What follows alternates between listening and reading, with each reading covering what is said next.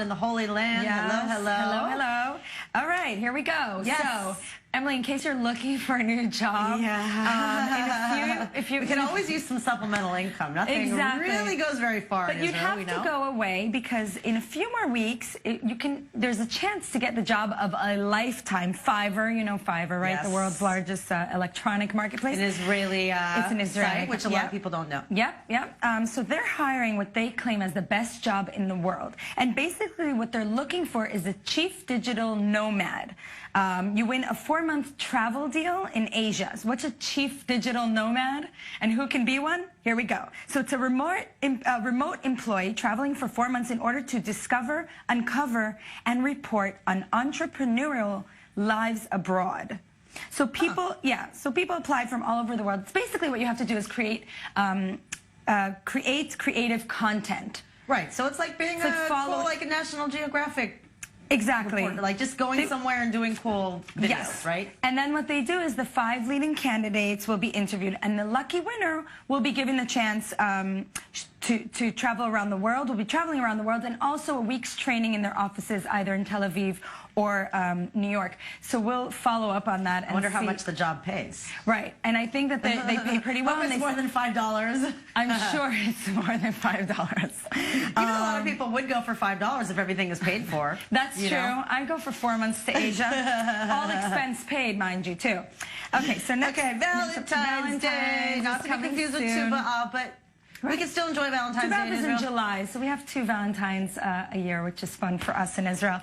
So this Wednesday, February 14th, I don't know about you, but I love to sing. And at Haifa Port, remember Kululam? Remember that group that brings together people to sing a song, and then they all sing it in different voices, and you don't have to. So this is the same group, and this time a record 3,000 people are coming together to sing in the Haifa Port Matisyahu's song "One Day." One day, one day. And the coolest part of it, it's going to be in 3 different languages: Hebrew, English, and Arabic.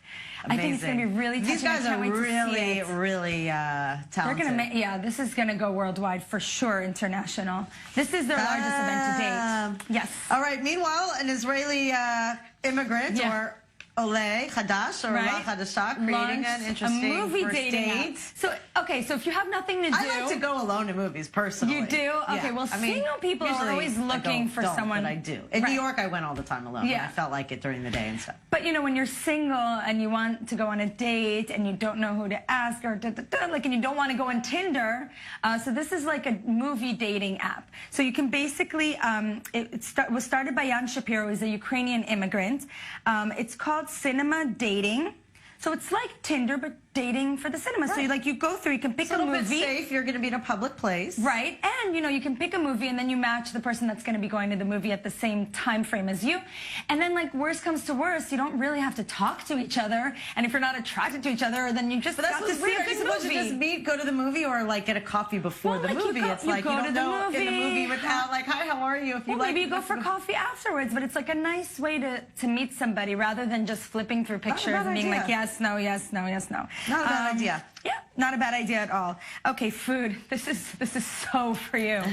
So Everybody Loves Raymond. Remember that show? Yes, of course. The creator, Phil Rosenthal, has a new show on Netflix called Somebody Feed Phil. This would be perfect for you. Somebody Feed Emily. A Jewish writer turned food critic. He eats his way around the world in a 6-part series where the 3rd episode takes place in Israel. He focuses on Tel Aviv, Jaffa, Caesarea, and Akko. And Michael Solomonov, who I've actually interviewed, he's a chef. He gives him, he guides him throughout the country. So he kind of helps him, see the, the Dr. Shakshuka and the falafels and everything that you want to taste around Israel. And he's a comic, this guy, Phil Rosenthal. So he kind of took the food documentary genre to a humorous place. Exactly, He laughs cute. With old women and hipsters, and then he's got his parents, his Jewish parents, on Skype. I think they're in Miami or something. So what a difference is the co-creators coming out with their own show, obviously like Larry David, but his personality is so much cuter. He's coming out from the other side of the camera. And actually he says something on his show a little bit controversial. Jerusalem is the spiritual center, obviously, of the world, and it's where all the politics that we've read about in the news happen, right? But then he claims that Tel Aviv is the actual capital of Israel.